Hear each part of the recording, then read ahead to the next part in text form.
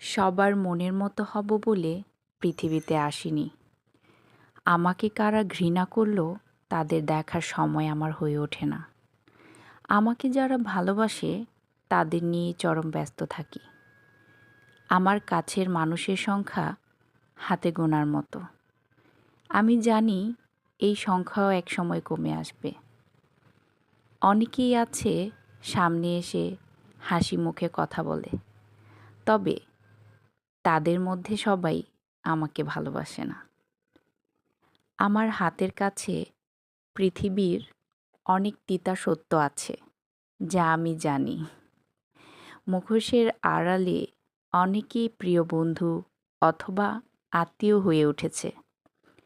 মুখোশ ছাড়া তারা মানুষ শব্দের অর্থ ধরে রাখতে জানে না। আমি এমন অনেক কাছের